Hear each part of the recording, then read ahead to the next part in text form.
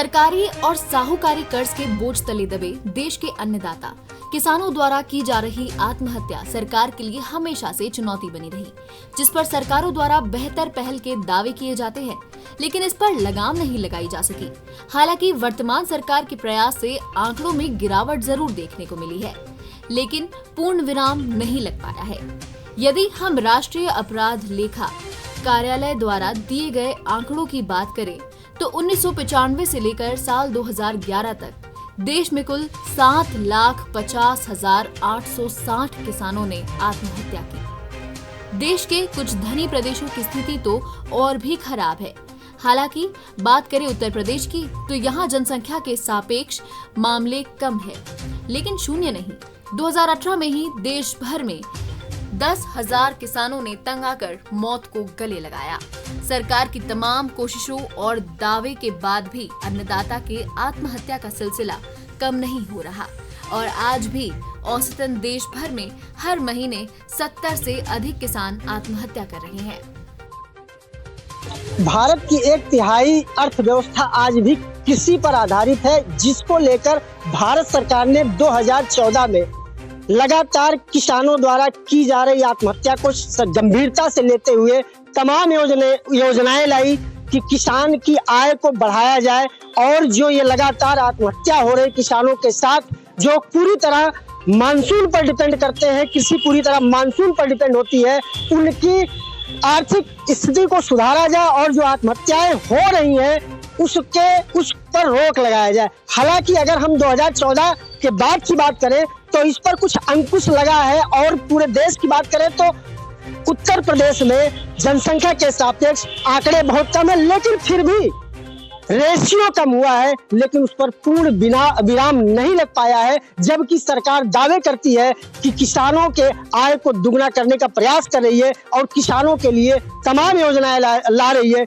जिससे देश का किसान समृद्ध हो सके और वो जो आत्महत्या जैसा जघन्य अपराध करता है, एक तरह से कहा जाए, उससे दूरी बना ले। लेकिन आज भी हालांकि रेशियो कम हुआ, मैंने पहले बताया, लेकिन शून्य नहीं हुआ। क्या कारण है? उसके पीछे कुछ ना कुछ जरूर ऐसा कारण है कि किसान आज भी मजबूर है। ऐसा ही एक मामला जनपद सिद्धार्थनगर में देखने को मिला है, जहां एक किसान सरकारी बैंक का कर्जदार होता है और उसके बाद जो बैंक के रिकवरी एजेंट है वो सरकार की सभी गाइडलाइन को दरकिनार करते हुए, रिजर्व बैंक के सभी गाइडलाइन को दरकिनार करते हुए किसान को सामाजिक तौर पर बेइज्जत करता है। जबकि जो प्रक्रिया है वो अधिग्रहण की प्रक्रिया है, जो सामान उसने बैंक से कर्ज लिया है या जो जमीन मार्गेज रखा है वो अधिग्रहित किया जा सकता है, ना कि किसान को प्रताड़ित किया जा सकता है मानसिक रूप से या उसकी सार्वजनिक बेइज्जती की जा सकती है। लेकिन ऐसा हुआ है।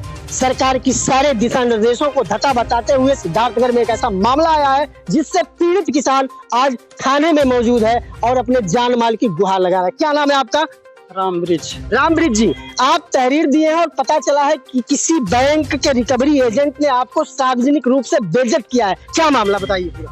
बैंक का लोन लिए हैं साहब, नहीं दे पाए तो हरिशंकर चौरसिया फोन करने पर गाली दिए भद्दी, जो वीडियो आरडीओ में वायरल है, तो उसी को लेकर के हम साहब के पास आए हैं कि साहब हमको न्याय दिया जाए और उनके खिलाफ जो कठोर कार्रवाई हो किया जाए।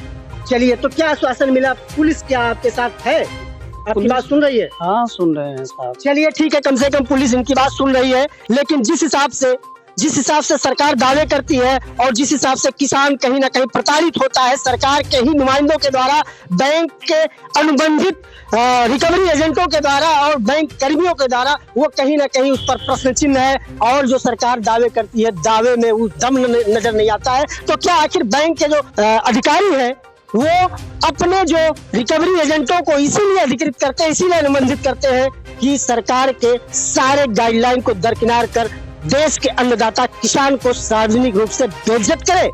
हालांकि इस पर बैंक कर्मियों का क्या कहना, अधिकारियों का कहना है, उनसे भी हम जानेंगे। लेकिन ये मामला कहीं ना कहीं संगीन है और ऐसे लोगों को समाज में स्थान नहीं। आप कौन बहुत बड़े चौधरी हैं?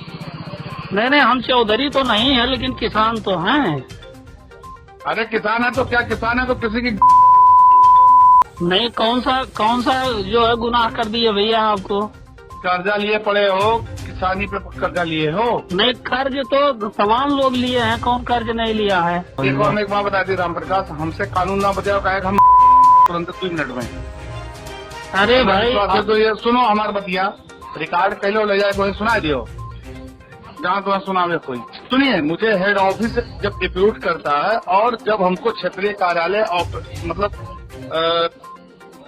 आमंत्रण करता है, तो मैं मैनेजर से हमारे कोनो रोल नहीं है। मैनेजर के तो खाली हमें नाते बतावे जाएगा कि साहब देखो हम फलाने किया जाए तो फलाने चाहता है करबा या हुई। मैंने तो ये आपसे बतियावत है तो कोनो गुनाह तो करत ना है। नहीं बाबू बतियावा तो आप बतियाओ हमसे। नहीं, अगर बात करें में अगर गुनाह है, आपके बात से बात करें में गुनाह लागत हो तो भाई माफ कर जाये।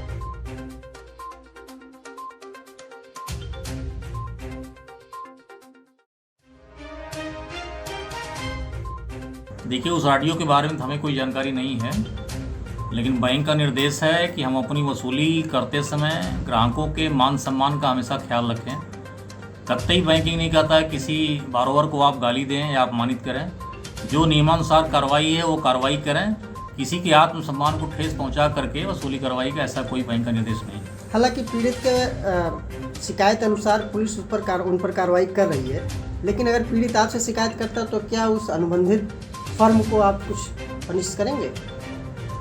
निश्चित रूप से अगर इस तरह की लिखित शिकायत हमको मिलती है तो मैं उनके, ये तो चूँकि स्थानीय एजेंट हैं, उनकी जो फर्म है हम इनके खिलाफ जरूर उस फर्म को हम लिखेंगे, या तो उनको हटा किसी और को लगावें या ये श्योर करें कि इस तरह की वारदात दोबारा न हो।